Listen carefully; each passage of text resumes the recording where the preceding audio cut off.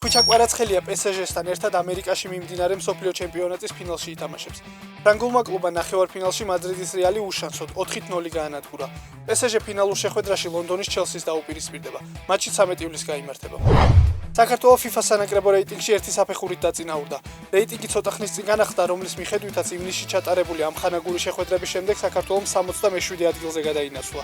სიაში ეროვნული ნაკრები 1375 ქულით არის შეფასებული. FIFA-ს რეიტინგის პირველ ადგილზე არგენტინა, მეორეზე ესპანეთი, მესამეზე კი საფრანგეთი იმყოფება. ოფიციალურად ვიქტორ ოსიმენი გალათასარაის ფეხბურთელი გახდა. შეთანხმების მიხედვით ნაპოლი 75 მილიონ ევროს მიიღებს. ოსიმენი კი თურქულ კლუბთან 3 წლიან კონტრაქტს გააფორმებს. მანამდე ვრცელდებოდა ინფორმაცია, რომ თურქული გრანდი მიქაუტაძის შეძენით იყო დაინტერესებული. თუმცა მოგვიანებით ცნობილი გახდა, რომ ლიონი ლიგა 1-ში ბრუნდება. შესაბამისად, მიქაუტაძის გაყიდვის საკითხი სავარაუდოდ დღის წესრიგიდან არის ამოღებული.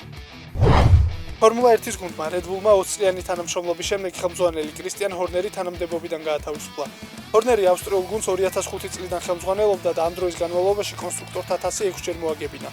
ასევე მისი პილოტები 8 ჯერ გახდნენ მსოფლიო ჩემპიონები. ჰორნერს Red Bull-თან კონტრაქტი 2030 წლამდე აკავშირებდა, თუმცა ბოლო დროს ნაჩვენების შედეგების გამო ავსტრიელებმა მისი გათავისუფლება გადაწყვიტეს.